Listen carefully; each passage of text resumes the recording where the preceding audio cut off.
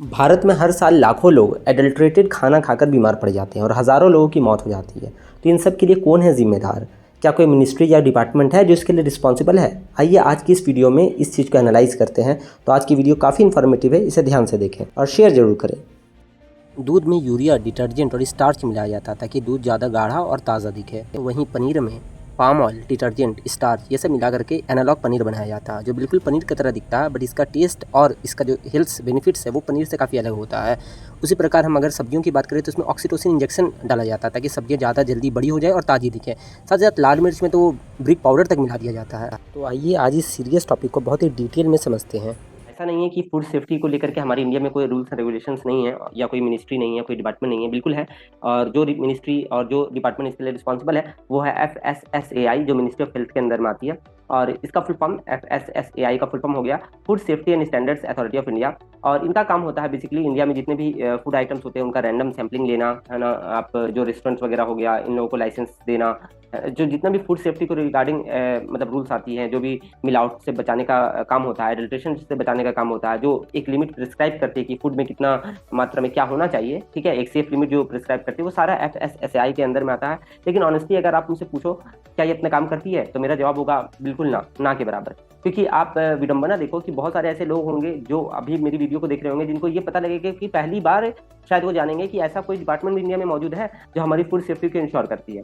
ये अपने आप में बहुत बड़ी विडंबना है। ये दिखाती कि कितना सोया हुआ हमारा ये डिपार्टमेंट है FSSAI की जो मैं बात कर रहा हूँ। तो ये मेरे हिसाब से one of the most corrupt department India की है, जो बिल्कुल भी अपना काम सही से नहीं करती है, बिल्कुल भी एडल्ट्रेशन को रोकने में नाकाम रही है, ठीक है। और ये तभी एडल्ट्रेशन को रोक पाती है जब हम लोग बहुत ज्यादा आवाज उठाते हैं, आक्रोश होती है, तब जाकर के ये जागती है। Food safety and standard authority of India अगर अच्छे से काम करे तो उसकी क्या क्या रिस्पॉन्सिबिलिटीज होती है, मैं आपको अच्छे से समझाने की कोशिश करूंगा।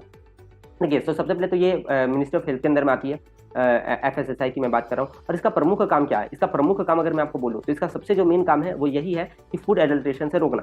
अब फूड एडल्ट्रेशन मीन्स क्या होता है? फूड एडल्ट्रेशन मतलब होता है जो भी खाना हम लोग खाते हैं उसमें किसी भी प्रकार की मिलावट। अब मिलावट जरूरी नहीं है कोई भी चीज ऐड करके हो सकती है, कोई भी चीज को ऐड करना वो भी मिलावट में आती है। कोई अच्छा इंग्रेडिएंट जो है जो उसमें पाई जाती है उसको रिमूव कर देना, या उसको आप समझो ऐसा चेंज कर देना जो सेहत के लिए हार्मफुल हो सकती है। सो एडिशन, डिलीशन, सारा चीज फूड एडल्ट्रेशन कहलाता है। यानी कि फूड की क्वालिटी को डिग्रेड करना, फूड की क्वालिटी गुणवत्ता के साथ डिग्रेडेशन करना, ये सारी फूड एडल्ट्रेशन कहलाती है। और इस फूड एडल्ट्रेशन से रोकने का काम हमारा कौन करता है? FSSAI करता है। आइए अब आगे जानते हैं इसके क्या क्या रोल है, एक बार फिर से समझ लेता हूँ। इसके देखिए मुख्य जो मैंने यहाँ पर आपके लिए लाया हूँ, इसके मुख्य 5 रोल होते हैं और वो 5 रोल क्या क्या है आइए अच्छे से इसको समझते हैं। सबसे पहले फ्रेमिंग रेगुलेशन, सबसे पहले है रेगुलेशन से बनाना। क्या रेगुलेशन से बनाती है FSSAI, समझिए इसको। ये प्रिस्क्राइब करती है कि कितना समझिए खाद्य पदार्थ में पेस्टिसाइड की मात्रा अलाउड है, कितना समझिए आप इंसेक्टिसाइड की मात्रा अलाउड है ना। एक परमिसेबल लिमिट तय करती है, ठीक है ना। कितना आप कोई भी सामान है, जैसे समझ लो कोई शुगरी ड्रिंक वगैरह है तो कितना आप अमाउंट में शुगर उसमें ऐड कर सकते हो, है ना। कितना अमाउंट में कैफीन ऐड करना चाहिए। ये सारी चीज जो होता है, जो स्टैंडर्ड्स फूड रेगुलेशन होता है, जो मानक होता है, उसको इंश्योर करती है कौन? आपको जाकर के FSSAI। ये बहुत सारी चीजों को इंश्योर करती है। और ये भी साथ में बताती है कि जितना भी चीज कंपनीज मान के चलिए कोई प्रोडक्ट बनाती है तो वो सारी इंग्रेडिएंट्स को अपना अच्छे से सैंपल का वहां पर जो प्रोडक्ट के पीछे वो लिखेगी कि इसमें क्या क्या इंग्रेडिएंट्स है, कितना इसमें किलो कैलोरीज आपको मिलेगा, कितना प्रोटीन मिलेगा, कितना वाइटामिन मिलेगा, वो सारी चीजों को ऐड करना, वो सारी डिटेल्स देना। ये सबसे पहले एक काम हो गया FSSAI का। ये कंपनीज को बोलती है जो भी रजिस्ट्रेशन देती है। दूसरा है FSSAI सर्टिफिकेशन देती है। सर्टिफिकेशन किसको देती है? रेस्टोरेंट को देती है, होटल्स को देती है। जो भी रेस्टोरेंट होटल समझ लीजिए बेकरी में काम करती है, जो भी रेस्टोरेंट होटल समझिए मिठाई बनाने का काम करती है, कुल मिलाकर खाने पीने की चीजों की काम करती है, तो उसे FSSAI का सर्टिफिकेशन लेना बहुत ही मैंडेटरी होता है। आप भी देखेंगे मधुपुर में भी बहुत सारी ऐसी दुकानें हैं जो खाने पीने की सामान बनाती है। हमारा ही टेस्टी हाउस है जो केक की दुकान है, तो वहां पर भी हमारे पास भी FSSAI का सर्टिफिकेशन है, क्योंकि हम लोग भी अपना केक वगैरह बनाते हैं, तो हमारे पास भी ये लाइसेंस है। उसके बाद लैब प्रोसीजर, लैब टेस्ट वगैरह करती है, जो सैंपल होता है। अब FSSAI देखिए कोई भी प्रोडक्ट जब मार्केट में न्यू लॉन्च होती है जैसे कोई मान के चलिए लेज लॉन्च हो रही है, तो अपना सैंपल भेजती है FSSAI को टेस्ट करने के लिए। टेस्ट के बाद FSSAI उसे ग्रांट कर देती है कि ठीक है आप अपना प्रोडक्ट बेच सकते हो, लाइसेंस मैंने दे दिया। लेकिन बात ये होती है कि एक बार टेस्ट हो जाने के बाद फिर FSSAI सो जाती है, ठीक है। एफएसआई को चाहिए कि रैंडम सैंपल भी मार्केट से पिक किया जाए। एक बार अगर उसने किसी भी फूड आइटम्स को सर्टिफाई कर दिया कि हाँ मैंने इसको हाँ कहा था, ठीक है ना, सर्टिफिकेट दिया था, उसके बाद इन्हें क्या चाहिए कि हर 2 महीना, 3 महीना, 6 महीने में रैंडम सैंपलिंग करिए उसकी। क्योंकि कंपनी बहुत चालाक होती है, जो सैंपल में भेजती है मान के चलिए उसमें बहुत सारी चीजें अच्छी डाली हुई रहती है ना, लेकिन जब बाद में क्या होता है ना, बाद में एडल्ट्रेशन करना स्टार्ट कर देती है। तो एफएसआई को चाहिए प्री और पोस्ट दोनों में काम करना। प्री यानी कि जब कोई सैंपल इनको जा रहा है तो अच्छे से टेस्ट करना है, और पोस्ट सैंपल हो जाने के बाद, वो सारा हो जाने के बाद जब प्रोडक्ट मार्केट में लॉन्च हो जाती है तो भी उस प्रोडक्ट के बारे में कहीं से भी कोई भी रैंडम सैंपल उठाइए, कोई भी दुकान से जाकर के टेस्ट करिए ये, और खुद से करना है, स्वेच्छा से करना है। ये नहीं कि जब तक कस्टमर कोई रिपोर्ट ना कर रहा है, जब तक कंप्लेन नहीं कर रहा तब तक नहीं करना। खुद से भी रैंडम सैंपलिंग नहीं करनी चाहिए, जो कि बहुत ना के बराबर होती है। पॉलिसी को रेगुलेट करती है, पॉलिसी को सजेस्ट करती है, बहुत सारी और भी चीजें होती है, जैसे एडवर्टाइजमेंट्स को लेकर के भी बहुत बार एफएसआई को रोल में आना चाहिए, लेकिन आती नहीं है। ये सारे काम मैं पॉजिटिव से बता रहा हूँ, क्या इन्हें करना चाहिए ना। बहुत सारा सजेशंस भी देती है कंपनीज को, क्या करना चाहिए क्या नहीं करना चाहिए। अवेयरनेस प्रमोशंस, अवेयरनेस फैलाती है। अवेयरनेस मतलब कैसा, जैसे ईट हेल्दी इंडिया, ओके, ऐसा एक कैंपेन भी चलाती है, ईट हेल्दी इंडिया, ओके, ये कैंपेन भी चलाती है, जिसे कुल मिलाकर के प्रमोट करती है कि किस तरह से हमको हेल्दी खाना खाना चाहिए, हम लोग को न्यूट्रिशियस खाना खाना चाहिए, हम लोग को इंग्रेडिएंट्स पढ़नी चाहिए, जागरूक नागरिक बनना चाहिए। तो ये सारा काम क्या है, एफएसएसआई का है। ये सारा तो काम है, लेकिन क्या ये सारा काम करती है? ये यही तो प्रॉब्लम है, नहीं करती है। अगर ये सारा काम करे तब जरूर बहुत अच्छी बात है, लेकिन ये सारा काम करती नहीं है, जिसकी वजह से ये सारी प्रॉब्लम्स होती है, जिसकी वजह से ये सारी आपको मिलावटें देखने को मिलती है। अब अगर मैं फूड एडल्ट्रेशन की बात करूं, तो यहाँ पर आप जो डेटा है उसको देख करके शॉक हो जाएंगे। जो भी फूड आइटम्स है सभी में मिलावट होता है, कम और ज्यादा की बात है। अगर आप देखिए इंडिया में सबसे ज्यादा किसमें मिलावट होती है, तो सबसे ज्यादा जो अभी तक डेटा है वो ये कहता है कि मिल्क में सबसे ज्यादा मिलावट होती है। मिल्क में, मिल्क प्रोडक्ट्स में, मिल्क में, पनीर में, ये सब में सबसे ज्यादा मिलावट होती है। अदर्स में बाकी सारा चीज आ जाती है जो भी बच गई, तो वो 23% है। ऐसे एज ए इंडिविजुअल प्रोडक्ट की बात करें तो मिल्क में सबसे ज्यादा मिलावट होती है। उसके बाद आप देखेंगे तो ग्रोसरीज आइटम्स में भी मिलावट हो रही है, फ्रूट्स में भी मिलावट हो रही है, ठीक है ना, वेजिटेबल्स में भी मिलावट हो रही है, सभी में मिलावट हो रही है। सबका मिलावट का अलग अलग समझ लीजिए केमिकल्स है, सब में अलग अलग तरह के पदार्थ यूज किए जाते हैं। कुछ कुछ तो ऐसे केमिकल्स है जो यूरोप की कंट्रीज में बैन है, ईयू में बैन है। हमारा पड़ोसी देश जो हो गया, पड़ोसी नहीं बोल सकते, मतलब हमारे एशिया का ही जो देश वगैरह हो गया, सिंगापुर, हांगकांग वगैरह जो हो गया, हमारे साउथ ईस्ट वाला भी जो देश हो गया, कुछ कुछ वहां पर भी आप देखेंगे कि उन्होंने भी एमडीएच जैसे मसाले को बैन करके रखा हुआ। हमारे साउथ ईस्ट एशिया में एमडीएच ऐसे मसाले बैन किए हुए हैं, ठीक है ना, वो सारी देश क्यों? क्योंकि वहां की फूड सेफ्टी देखिए कितनी स्टैंडर्ड है कि वो लोग सारा सैंपल्स को टेस्ट कर रहे हैं, और एमडीएच वगैरह में ना आर्सेनिक, लेड, ये सब पाया गया बहुत सारे मसालों में, तो उनको बैन करके रखा हुआ, ठीक है। और इंडिया में ये सब हम लोग प्रोडक्ट बोलते हैं एमडीएच के मसाले खाओ, ये सबसे समझ लो ब्रांडेड मसाला, और ये ब्रांडेड मसाला दूसरे देश में बैन है। सोचिए ईयू में, यानी कि आप अगर यूरोपियन यूनियन तक में यहाँ पर ये सारे मसाले बैंड है। तो बहुत सारी चीजें ऐसी हैं जो जो हम लोग हैबिचुअल हो गए हैं, लेकिन होनी नहीं चाहिए। क्योंकि हम लोग समझिए अवेयर नहीं है जनता, और एफएसएसआई भी शो करके रहती है, तो जिसकी वजह से ये सारी प्रॉब्लम होती है। आप ये फोटो में देखेंगे तो आपको समझ में आएगा, जहां पर मैंने ये चार्ट लाया आपके लिए, यहाँ पर मैंने बताया कौन से फूड आइटम्स में कौन सा केमिकल मिलाया जाता है और क्या उससे प्रॉब्लम होती है। देखिए मैं आपसे एक रिक्वेस्ट भी करूंगा कि हमारी वीडियोस को आप कोशिश करें शेयर करने की, लाइक करने की, और अपने जो भी डाउट्स होते हैं उसको कमेंट में जरूर पूछें। क्योंकि ये सारा चार्ट्स वगैरह लाना, वीडियो रिकॉर्ड करना, एडिट करना में काफी समय जाता है, और मैं चाहता हूँ कि आप लोग को अवेयर करूँ एज ए जागरूक नागरिक, ठीक है ना। तो अगर आपको ये एफर्ट्स अच्छा लगता है तो जरूर चैनल को सब्सक्राइब करें, लाइक करें, शेयर करें, क्योंकि ये बहुत इन्फॉर्मेटिव वीडियोज है जो मैं बनाता हूँ यहाँ पर। तो आपसे यही रिक्वेस्ट रहेगा कि अगर आपको पसंद आता है तो इसे शेयर जरूर करें। देखिए यहाँ पर फूड आइटम्स की अगर मैं बात करूँ तो स्पाइसेस, मसालों में सूडान रेड, मेटेनिल येलो, ये सब नाम के लेड, ये सब बहुत सारी केमिकल्स मिलाई जाती हैं, जिससे क्या क्या प्रॉब्लम होती है, लीवर डैमेज होता है, किडनी डैमेज हो सकता है, कैंसर तक की बीमारियां हो सकती है। दूध की बात करें हम, तो दूध में urea, detergent, sodium bicarbonate, starch, ये सब मिलाया जाता है, जिससे क्या क्या प्रॉब्लम्स होती है, किडनी डैमेज हो सकता है, स्टमच प्रॉब्लम हो सकता है, मतलब पेट दर्द वगैरह, ये सब तो नॉर्मल है, लेकिन रेयर केसेस में बहुत बड़ी बीमारियां भी होती है। पनीर, पनीर का मैंने आपको बताया, पनीर दो टाइप की आजकल मार्केट में, एक तो मिल्क की पनीर है जो मिल्क से बनाई जाती है, दूसरा एनालॉग पनीर है। एनालॉग पता है आपको? एनालॉग पनीर में एक्चुअली में गवर्नमेंट को ये रेगुलेशन लाना चाहिए कि अगर कोई रेस्टोरेंट या कोई प्रोडक्ट में एनालॉग पनीर यूज हो रहा है, तो उसे वो साफ साफ दिखाए कि इसमें एनालॉग पनीर यूज हुआ, ना कि real paneer. Analogue paneer real paneer से काफी अलग होता है। रियल पनीर मिल्क से बनता है, मिल्क से बनाया जाता है। एनालॉग पनीर में मिल्क का मात्रा नहीं होता।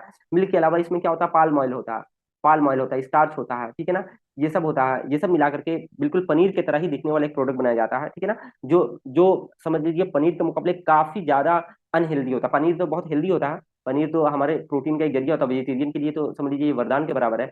लेकिन जो एनालॉग पनीर होता है उसमें हेल्थ बेनिफिट्स बहुत कम होती है। देखिए पनीर में, एनालॉग पनीर ऐसा नहीं बोलेंगे कि ये मतलब समझिए एडल्ट्रेटेड बहुत मात्रा में है, ये बुरी है सेहत के लिए। एक तो एडल्ट्रेटेड पनीर होता है जिसमें चूना वगैरह सब मिला करके बनाते हैं, वो तो बहुत एक्सट्रीम केस ऑफ एडल्ट्रेशन हो गया, वो तो बिल्कुल भी खानी नहीं चाहिए, ठीक है ना।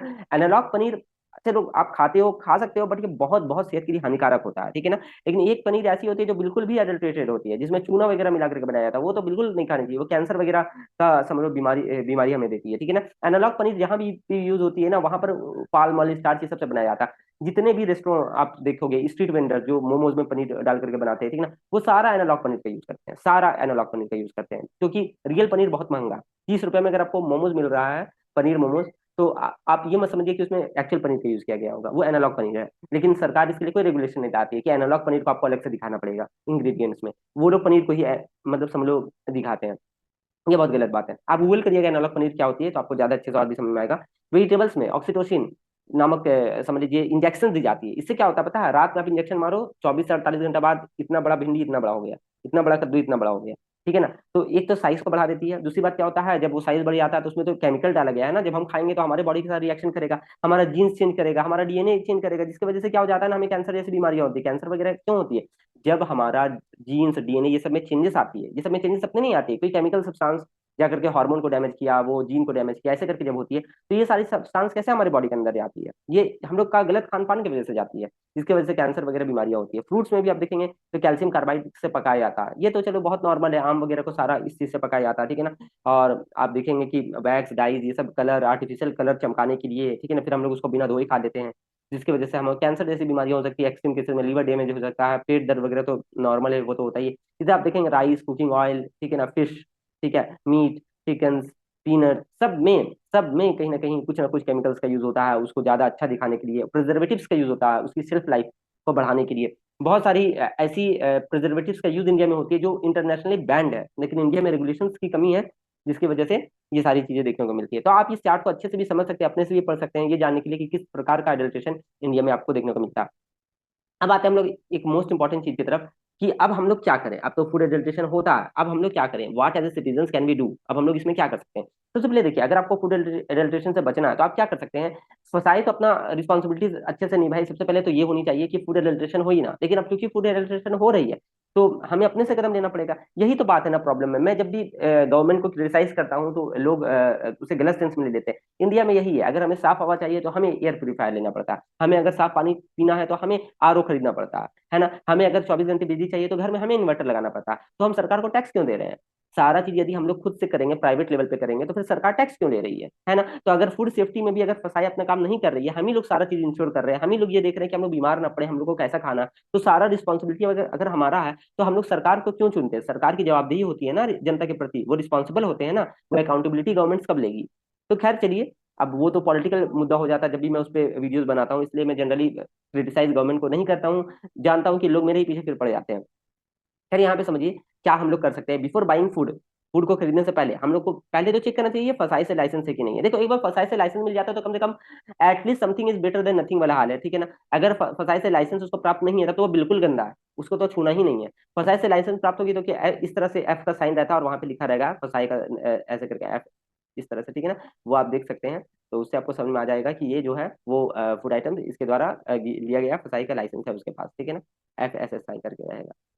अब आप देखिए यहाँ पर दूसरा, आपको ट्रस्टेड शॉप्स वगैरह से लेना है, क्वालिटी इंश्योर करनी है, ठीक है ना। और अनहेल्दी फूड, शाइनी फूड्स वगैरह जो हो गया, जो बहुत ज्यादा शाइन करे, बहुत ज्यादा भड़कीला जो फूड है, जिसको जनरली हम देखते हैं तो हमको अच्छा लगता है, प्लीजेंट लगता है इसमें, वैसे फूड्स का अवॉइड करिए। क्योंकि वो देखने में जितना ज्यादा जो फ्रेश लग रहा है, बहुत मुमकिन है उसमें आर्टिफिशियल कलर या डाइज वगैरह डाल करके बनाया गया होगा, ठीक है ना। तो ये सब सारा चीज को आपको देखना होगा, ठीक है ना। उसके बाद जब भी आप कोई चीज को ले आते हो, जब भी आप कोई चीज को ले आते हो, तो उसके बाद उसको अच्छे से धो, घर में अच्छे से उसको धोना, अच्छे से फ्रूट्स और वेजिटेबल को वॉश करिए, क्योंकि अगर डाइस कलर्स का इस्तेमाल किया होगा तो वो सारा वॉश आउट हो जाएगा, ठीक है ना। अच्छे से कुछ देर तक वेजिटेबल्स को पानी में या गर्म पानी में या सॉल्ट वाटर में भी आप चाहे तो पानी को गर्म कर लीजिए, नमक डाल करके उसमें आप डुबा करके रख सकते हैं, तो क्या होगा वो अच्छे से क्लीन हो जाता है। आप चाहो तो किसी फ्रूट्स वेजिटेबल को बॉईल भी कर सकते हैं, जो भी बैक्टीरिया बाहर में लगी हुई है वो उससे मर जाती है, ठीक है ना। और उसके बाद फिर आप उसको कंज्यूम कर सकते हो, ये सब आप कर सकते हो। इसके अलावा आप इंग्रेडिएंट्स को अच्छे से पढ़िए, जो भी आप प्रोडक्ट लेते हैं उसमें इंग्रेडिएंट्स देखिए, उसमें इंग्रेडिएंट्स में क्या है। फॉर एग्जाम्पल मैं आपको एक बात बताऊं, क्रीम बिस्किट जो हम लोग खाते हैं ना, क्रीम बिस्किट की स्पेलिंग CREAM क्रीम होता है। ये क्रीम मिल्क से बना होता है, मिल्क वगैरह से, फैट्स वगैरह से बना होता है। और आजकल जो कंपनी यूज करती है, क्रीम लिखती है, वो क्रीम नहीं लिखती है, CREME, क्रीम बिस्किट लिखती है। बहुत सारी क्रीम बिस्किट में आप देखेंगे वो एक्चुअली में पाम ऑयल वगैरह का इस्तेमाल करके क्रीम को बना रही है, उसमें दूध नहीं मिलाया गया, ठीक है ना। लेकिन हम लोग उसको हेल्दी समझ के खाते हैं, क्यों? क्योंकि हम लोग को वो दिखाया जाता है ना। इंडिया में यही तो है ना, फेक एडवर्टाइजमेंट इतना पीक पर रहता है कि बता नहीं सकते। रियल फ्रूट का कंटेंट, जैसे आप रियल फ्रूट्स का कंटेंट किसी भी आप प्रोडक्ट में देखेंगे, आप माजा पीते हैं, चलिए आप माजा में ही देखिएगा, माजा में भी कितना, शायद 5 या 6% से कम ही मैंगो पल्प, ठीक है। लेकिन आपको वो इतना बड़ा बड़ा रसीला आम का फोटो दिखाया जाएगा कि आपको लगेगा कि एक्चुअली में हम फ्रूट जूस पी रहे हैं। आपको लगेगा ही नहीं कि आप वाटर, शुगर और एडेड कलर्स पी रहे हैं, आपको लगेगा हम रियल फ्रूट जूस पी रहे हैं। बाकी सारी भी कंपनियां बड़ी बड़ी पोमीग्रेनेट का फोटो दिखाएंगी और हेल्दी होने का दावा करेंगी, प्रोटीन दिखाएंगी, विटामिन दिखाएंगे, मिनरल दिखाएंगी, और जब आप उनके लेवल्स पढ़ेंगे पीछे, तब फिर लिखा आएगा इसमें कितना मात्रा में प्रोटीन है, कितना मात्रा में शुगर डाला गया है ना। अच्छा, और ये लोग इतनी बदमाश कंपनियां होती हैं, ये लोग क्या करते हैं, प्रोडक्ट में बड़ा बड़ा फोटो फ्रेश फ्रेश जूसेस का दिखाएंगी और साइड में इतनी से छोटे में लिख देंगी कि real item may be different from the picture shown. इतने छोटे में लिख देंगे, real item can वेराई from the picture shown, यानी कि जो रियल कंटेंट है इसके अंदर में, वो पिक्चर जो दिखाई गई है इससे अलग हो सकती है। तो कंपनीज कहती है कि मैंने तो बता दिया, जनता ने पढ़ा नहीं तो मैं क्या कर सकता हूँ। लेकिन सवाल तो ये उठता है, क्या आपने उसको इतने बड़े अक्षरों में लिखा था जो जनता उसको अपने आंखों से देख सके? क्या आपने उसे इतने अच्छे से सामने जनता का लिखा था, मतलब सामने प्रोडक्ट का लिखा था जहां पर जनता उसको पढ़ सके? क्या आपने उसको हर भाषा में लिखा था? नहीं, साइड में कहीं कोने में इतने से में लिख देंगे वो, है ना। उसके बाद अपना रिस्पॉन्सिबिलिटी से वो बच जाते हैं। कल को फसाई भी जब चेक करती है ना, तो बोलती है हमने तो लिखा था, जनता ने नहीं पढ़ा, मैं क्या करूं। तो ये सारी चीजें होती हैं, ये सारी चीज आपको भी देखना पड़ेगा, थोड़ा सा इंग्रेडिएंट्स पढ़ना होगा। और एज ए फसाई क्या कर सकती है, FSSAI क्या कर सकती है, रैंडम सैंपल्स लो मार्केट से, रैंडम दुकानों से सैंपल्स लो किसी भी फूड आइटम्स का, उसको लैब टेस्ट करना चाहिए। लैब टेस्ट के बाद उसको देखना चाहिए क्या वो लैब टेस्ट में पास हो रही कि नहीं। अगर फेल हो गई तो उसमें स्ट्रिक्ट एक्शन लेना चाहिए, उनका लाइसेंस भी खत्म कर देना चाहिए, या तो उनको क्या बोलते हो, कुछ टाइम दे करके सारा सैंपल्स को उनका बोलो मार्केट से वापस लेने के लिए, और फिर से कुछ फाइन लगा करके उनको बोलो न्यू सैंपल्स मार्केट में लॉन्च करने के लिए, जिसमें वो सारी चीजें ना हो जो सेहत को हार्म कर सकती है। ये सारी चीज कर सकती है। सरप्राइज रेड मार सकती है किसी भी फैक्ट्री में, किसी भी जगह पर जहाँ पर फूड बनती है, और पब्लिक को जो है वो क्या बोलते हो, अवेयर भी कर सकती है। और पब्लिक से ये भी रिक्वेस्ट कर सकती है, कोई टोल फ्री नंबर भी दे सकती है पब्लिक को, कि अगर आपको एडल्ट्रेशन लगता है फूड में तो आप यहाँ पर कॉल करके रिपोर्ट करें, है ना। ऐसा कोई नंबर भी उतना नहीं है। आप जैसे अमूल के कोई प्रोडक्ट में अगर आपको कंप्लेन होती है ना, तो आप अमूल के कस्टमर केयर को कॉल करके बता सकते हैं। FSSAI ने ऐसा कोई अभी तक नंबर नहीं दिया है जिसमें आप कॉल करके बता सकते हैं, या दिया है तो मेरी जानकारी में वो नहीं है। एक बार आप गूगल करके देखिएगा, अगर शायद रिसेंट में कोई नंबर दिया होगा तो वो अलग बात है। तो आप उसमें कॉल करके भी अपनी रिपोर्ट को दर्ज कर सकते हैं, ताकि कंज्यूमर जो है वो अच्छा खाए, हेल्दी खाए। तभी तो इंडिया सेफ रहेगा, क्योंकि हम लोग आज के दिन में cancer capital of the world बन गए, हम लोग आज के दिन में diabetic capital of the world बन गए। क्यों? क्योंकि हमारा एक तो लाइफस्टाइल गंदा है, और हम लोग जो भी चीज खाते हैं हर चीज में मिलावट है, तो ऐसे में कैंसर और डायबिटीज तो होगी ही। इसीलिए हम लोग कैंसर और diabetes capital of the world बनने जा रहे हैं। आई होप आपको आज का वीडियो बहुत इन्फॉर्मेटिव लगा होगा, और इसी तरह की वीडियोस को आप देखें, एजुकेशनल कंटेंट को देखें, और हमारे एजुकेशनल कंटेंट को शेयर भी करें। और आपको बता दूं, एमर्स क्लासेस में हम लोग UPSC, SSC, JPSC सारी एग्जामिनेशन की प्रिपरेशन करवाते हैं, GS की प्रिपरेशन करवाते हैं। ऑनलाइन क्लासेस होती हैं, ऑफलाइन भी होती हैं। यदि आप वो लेना चाहते हैं तो वो भी ले सकते हैं। इसके अलावा एमर्स में ग्रेड 1 to 10 ऑनलाइन भी क्लासेस होती है, पूरी इंडिया से आप कहीं कहीं से भी ज्वाइन कर सकते हैं। और ऑफलाइन क्लासेस भी होती है, कॉलेज रोड में हमारा सेंटर है, आप इनरोल कर सकते हैं या अपने बच्चों को इनरोल करवा सकते हैं। Thank you for watching, have a nice day.